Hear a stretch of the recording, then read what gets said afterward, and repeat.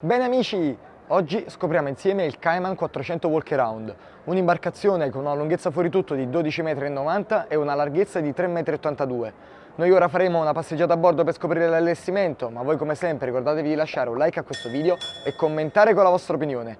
Scopriamola insieme! Iniziamo quindi da poppa, dove troviamo una plancetta molto ampia che può abbassarsi al di sotto del livello del mare grazie ai pistoni idraulici e fungere da tender lift.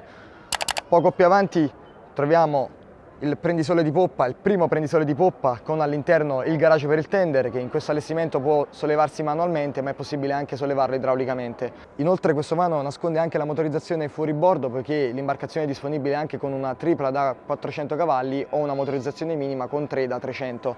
In questo caso troviamo una coppia di IPS 600, ma è disponibile anche con gli IPS da 500. Molto comodo il Tintibene qui per avere maggior supporto, ci sono altri due sulle porzioni laterali del prendisole ed entriamo quindi nel pozzetto.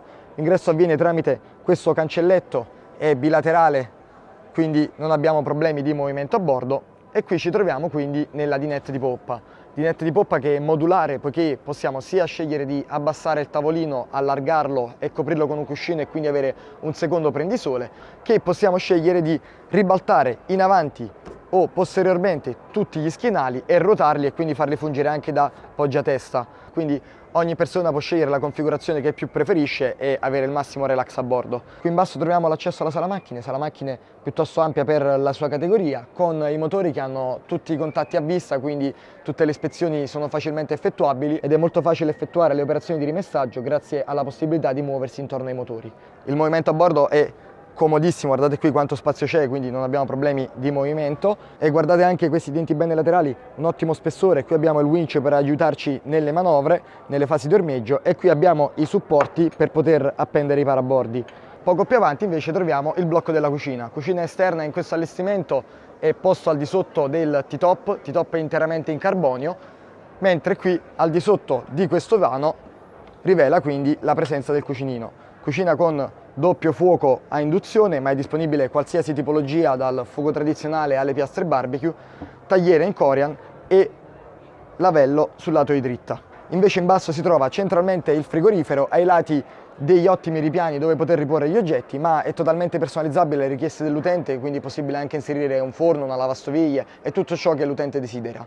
Proseguiamo quindi passeggiando sul piano di rivestimento in tech che si trova su tutto il piano di calpestio dell'imbarcazione, e arriviamo quindi nella zona della plancia di comando.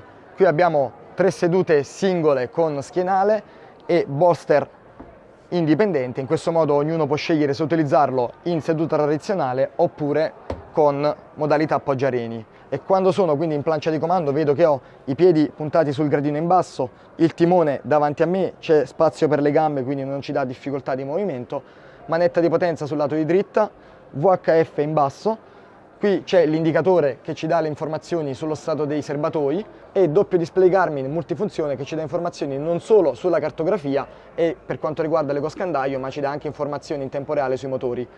Qui si trovano gli interruttori on-off su 2 file, spie di allarme per le sentine automatiche, controller degli IPS. In questo modo possiamo scegliere semplicemente in che direzione far muovere la barca e le trasmissioni governeranno automaticamente, elica di prua e stereo sul lato di sinistra. Anche qui presente un Tintibene in acciaio per agevolare la presa quando navighiamo con mare formato. Ci spostiamo verso prua, qui in basso troviamo altri 2 sportelli da un lato e dall'altro per ampliare lo spazio di stivaggio, e accediamo quindi al passavanti. Passavanti rialzato per dare maggior spazio in cabina, ma lo vedremo tra un attimo. C'è un Tintibene per dare maggior presa e passeggiamo quindi tranquillamente. Vedete anche il piano è molto rialzato rispetto al mio fianco e quindi non abbiamo problemi.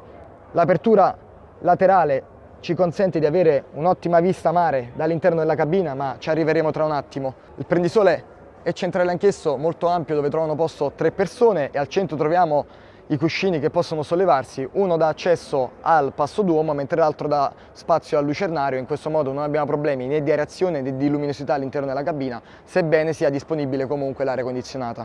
Il movimento continua a essere fluido senza difficoltà. Abbiamo altri 2 Tintibene da un lato e dall'altro, perché qui si trova un'area living di prua molto pratica e quindi abbiamo un doppio divanetto frontale, uno davanti a sé. Inoltre Il divanetto anteriore rivela al suo interno un gavone molto profondo dove è possibile inserire non solo i parabordi ma funge anche da ispezione per la catena. Qui sul piano di prua troviamo il vericello che è monitorabile dalla plancia di comando grazie anche al contacatena. Lo troviamo anche qui con lo strumento da remoto, doccetta autoclave per risciacquare la zona di prua dopo l'ancoraggio e abbiamo anche le molle a gas che ci ammortizzano l'impatto dell'ancora per evitare appunto traumi sul musone.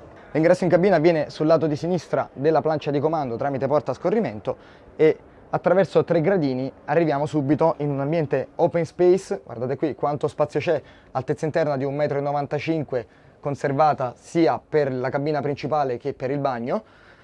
E qui abbiamo frontalmente il letto matrimoniale, in alto come abbiamo visto sulla prua c'è il lucernario e il passo d'uomo, ai lati si trovano le vetrate che grazie all'apertura della murata ci consentono di avere una vista mare ineguagliabile e internamente troviamo tantissimi sportelli e ripiani dove poter riporre gli oggetti, quindi non abbiamo grandi limiti di stivaggio. Il letto matrimoniale è gavonato al suo interno e c'è anche un cassettone in basso. Inoltre sul piano di calpestio vedete ci sono le ispezioni per poter accedere al fondo dello scafo. In questo caso centralmente troviamo anche il serbatoio delle acque nere. Sul lato di dritta invece troviamo il bagno in cabina separata, anche qui come vi ho detto l'altezza è conservata e abbiamo in primis il lavabo con dei ripiani in basso, c'è un piccolo specchio, vetrata in alto che ci offre anch'essa una vista mare grazie all'apertura della murata controlaterale e abbiamo la cabina doccia separata, anche in questo caso l'altezza conservata al suo interno.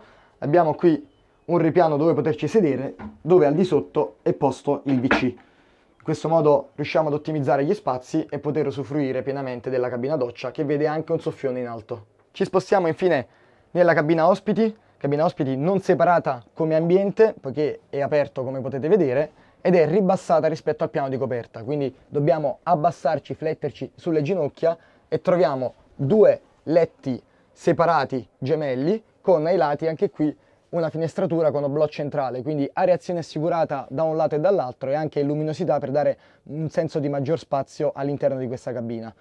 Ci sono anche qui ripiani e sportelli e al centro c'è una porzione sopraelevata che consente quindi di stare totalmente in piedi e poterlo utilizzare, poter sfruttare questa cabina come un piccolo vano spogliatoio. E quindi cari amici, questo è il Cayman 400 Walkaround. Come sempre, se il video vi è piaciuto vi invito a iscrivervi al canale YouTube e alla pagina Facebook, lasciate un like e taggate le persone che pensate possano essere interessate. E come sempre, per tutti i prossimi video ci vediamo sempre sul mio canale.